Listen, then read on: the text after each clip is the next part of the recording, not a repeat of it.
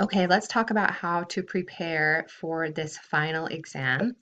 The only thing you need to have ready to go is this essay question. And let's just gonna kind of break it down and talk about how to prepare to get this done. So the question asks for you to talk about avant-garde art throughout the 20th century, and it wants you to use three artistic movements to do so.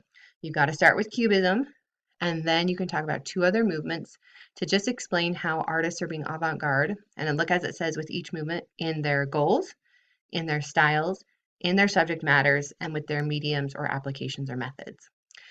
So for me, I would start by just defining what it is to be avant-garde, just talking about how artists, since the advent of photography, had been very interested in being original and being innovative rather than being realistic or illusionistic.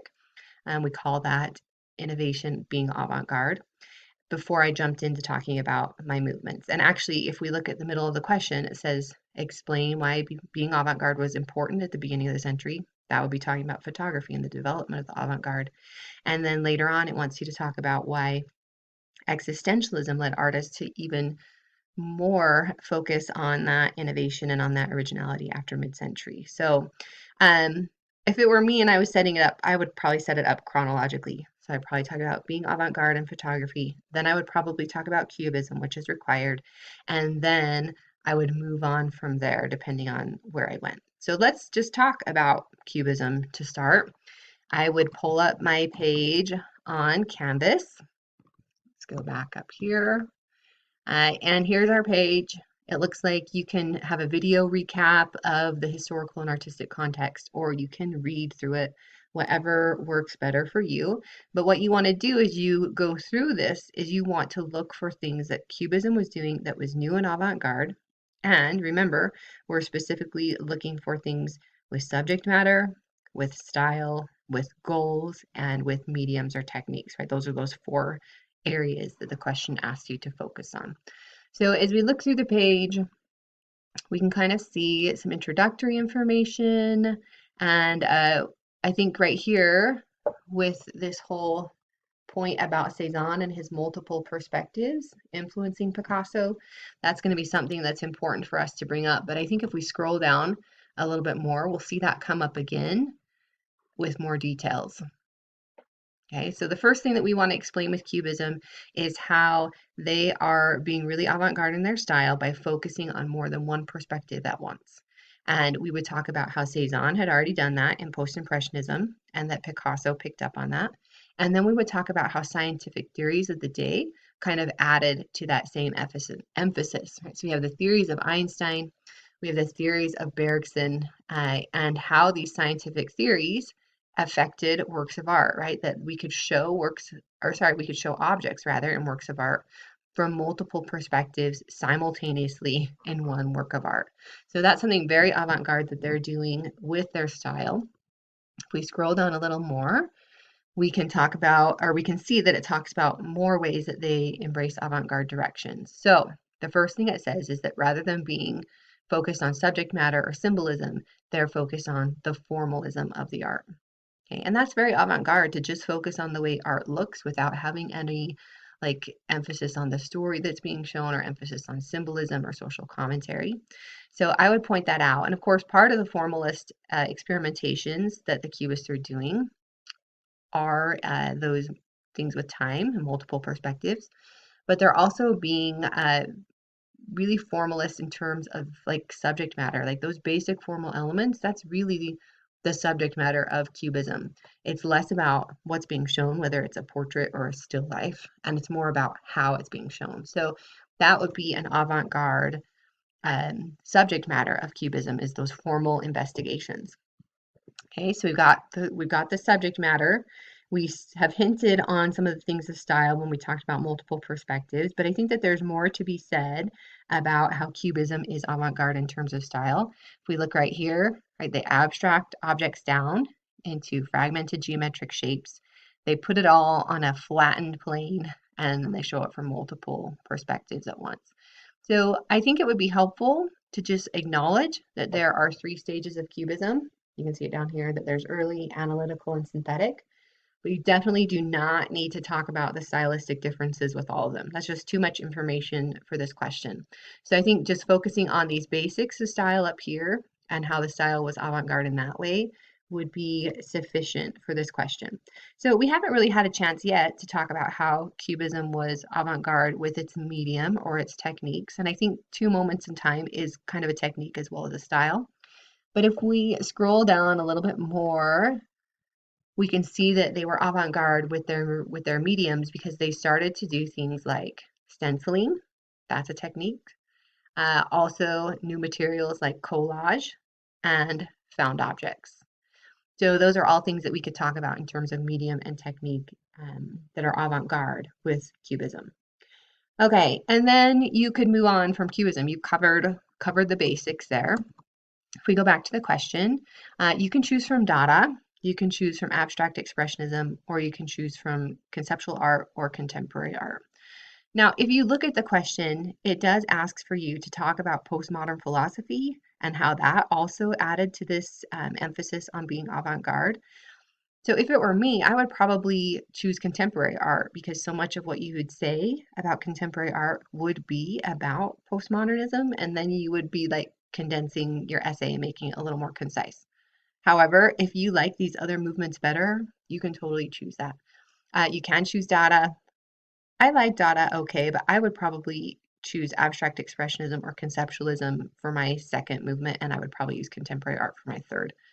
Choose whichever ones you want, but you need to go through, again, all of the pages just like we did and look for what is this movement doing that is avant-garde in terms of its goals? What is this movement doing that's avant-garde in terms of its styles? What is this movement doing with its avant-garde subject matters, and how is it being avant-garde with mediums and methods? Now, as you go, the question asks for you to use specific artist names as you discuss. So, like when we were looking at Cubism, we talked specifically about Picasso and Cezanne, even though we didn't necessarily give an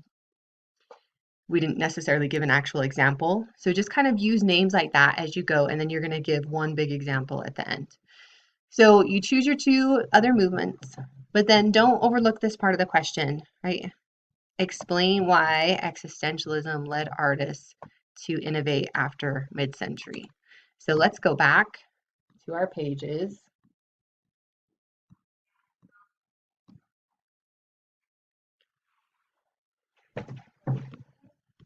Here we go.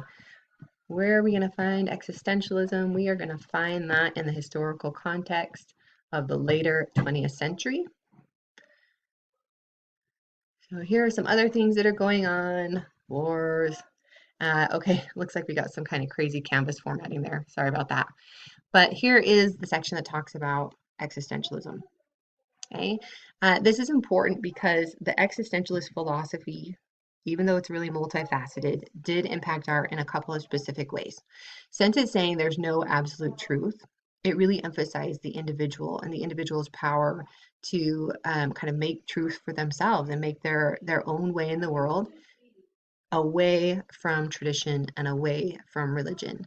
And so when we look and we read right through here, we can see that when we have that rejection of tradition and the emphasis on the individual, it means that in artworks rather, we have them rejecting traditional art forms, and we have them focusing on individuality in their works. Okay, so that would be what I would include about existentialism, is that emphasis on the individual ways to create, and the rejection of tradition. Okay, so we've covered Cubism, we've covered how avant-garde was important at the beginning of the century, why existentialism added to that in the middle of the century. And then it does say you need to talk about postmodern philosophy and how that also impacted the avant-garde emphasis. So even if you're not talking about contemporary art, this is still part of the question. Okay, so let's go back to Canvas.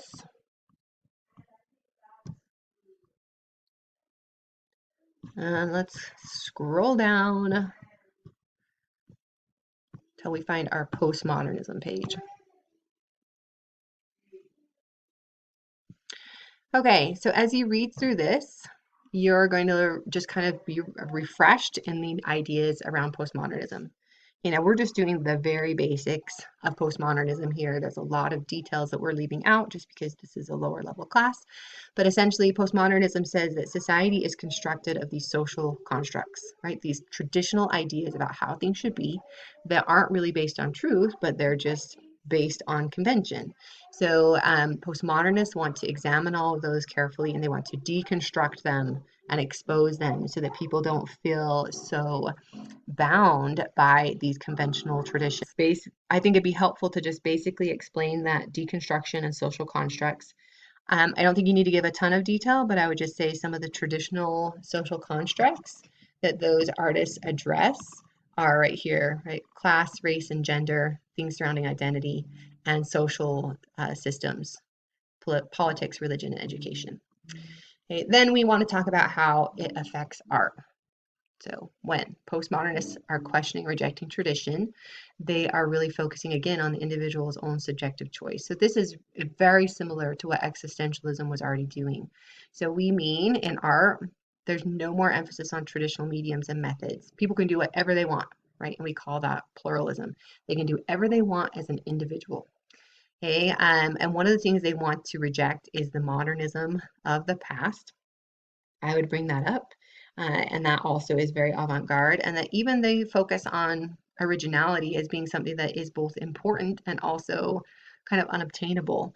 So to talk about this idea with appropriation would be something else that you'd want to bring up with postmodernism. Okay, so that's the basics of postmodernism. And then you would go, let's go back to the question. You would go from there and choose what additional movements you want to talk about. Pepper your examples with some artist names as you go through. Talk about those 4 areas in which each of the movements are avant-garde as you go. And then you need to finish up by giving an example from our slide list. What work do you think is the most avant-garde that we talked about in this class, and why? So obviously you're going to choose something from the 20th century here. You can choose anything you want from these movements that you've been discussing, but choose one and then talk about how it's avant-garde. And if it were me, I would kind of try and focus on those same 4 areas that the question asks for you to talk about with each movement, right? How is my example avant-garde with its goals? How is my example avant-garde with its style? How is my example avant-garde with its subject matter? And how is my example avant-garde with its medium or its application or its method? I hope you find this helpful, and I hope this helps you to prepare for the final exam. You can always email me or call me if you have any questions.